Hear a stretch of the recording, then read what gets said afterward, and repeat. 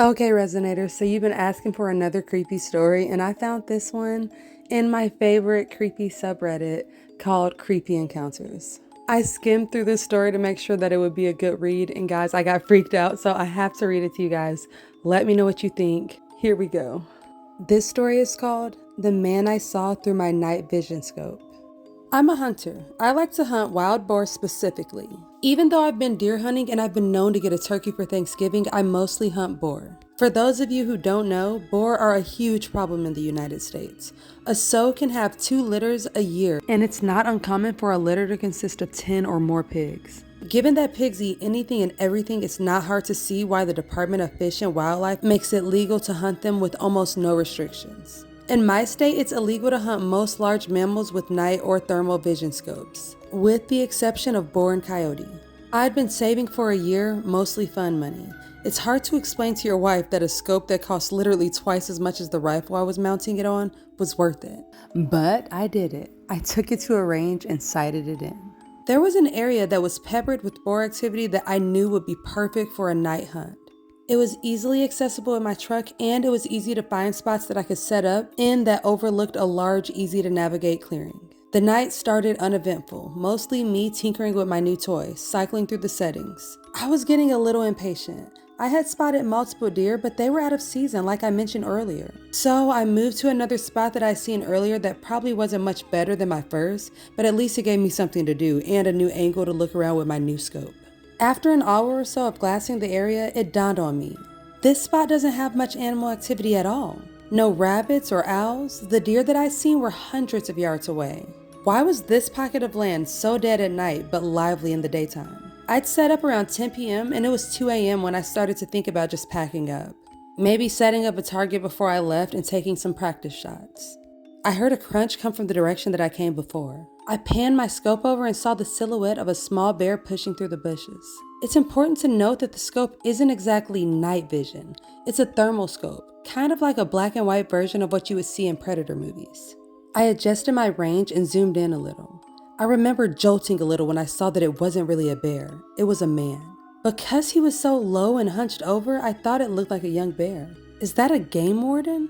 It couldn't be. I would have seen the headlights coming from the road where I was perched.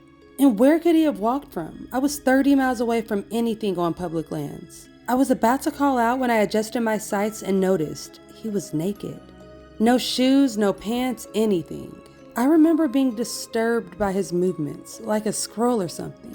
He was all twitchy and grabbing at the foliage, sniffing around and palming the tree. Was that my tree? The one that I was leaning against earlier? The thought terrified me. Could he smell me? Then he did something that I still have nightmares about today. He squatted and placed his hands in the dirt between his feet and stared straight up like a dog mid-howl. And I heard it, a voice coming from that direction. A very compelling female voice. "Help! I'm lost!" There was a long pause, but neither of us moved a muscle. The center of my sights was trained at the dirt in front of his feet. I couldn't bring myself to aim directly at another person. It was against everything I've been taught about firearms. Were they lost? Was this some guy that had gone crazy out here? Why was his voice so feminine? "Help, please, I can't walk," the voice called out. That's when I called bullshit.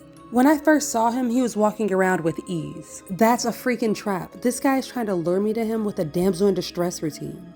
Luckily, I had already packed up most of my gear, and I think I may have left behind a few things, but I didn't give a crap at that moment. I took my eyes off of him for a moment to get my pack on. I buckled my chest strap and scrambled for my rifle. To my horror, he was in the same position, but his face was staring in my direction, and I swear I saw a smile. The thermal scope has an effect that makes animals' eyes appear white. How the hell did he hear me get my gear on? He must have easily been 150 yards away. "Screw off!" I screamed in that direction. He stood upright and it hit me how tall and skinny he was. Easily 6 foot and very lean. He took a couple of long strides in my direction and I instinctively sent a round sailing above his head. He was freaky as hell, but he hadn't really threatened me. What would I tell the cops? I was unwilling and unready to shoot someone. He stopped dead in his tracks and hunched down on all fours.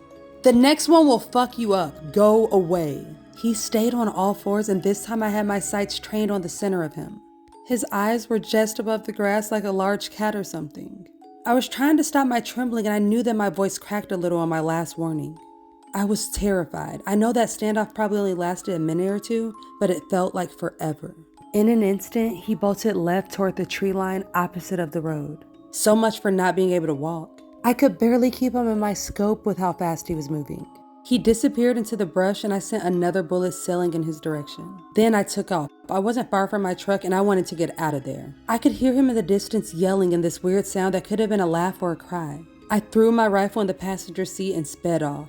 I always thought he was just some deranged crackhead or something until I talked to my nephew. He told me about Wendigos, rakes, and skinwalkers. We were out camping one day and I told him about my story and he was so scared that he demanded to go home. Now, after doing some research, I'm not saying that what I saw was definitely a Wendigo or a skinwalker, but I'm just saying that if such a thing exists, I may have dodged quite the bullet that night. Or maybe it was just a tweaker playing Donnie Thornberry in the forest that night. Psh, what would I know? This story was such a creepy read, guys, because I can only imagine how scared OP was during this situation. See, I'm already not the biggest fan of being deep in a forest alone, but at night? To be honest, it almost seems like OP was just asking for a scary encounter. I honestly don't even know if this story is true, but the idea of skinwalkers and Wendigos and all of that just freaks me out. So let me know in the comments if you guys believe in skinwalkers. Also, you have to let me know what you think about my newest box. The customer wanted black, red, and clear. And this one was really fun to make because I finally got to use some of my red glitter that I've been wanting to use. I also used some black glitter with it. And I just kind of had a lot of fun swirling everything together and just seeing how it turned out. And I love the results. So make sure you rate this from 1 to 10 and I will see you guys in the next video. Deuces!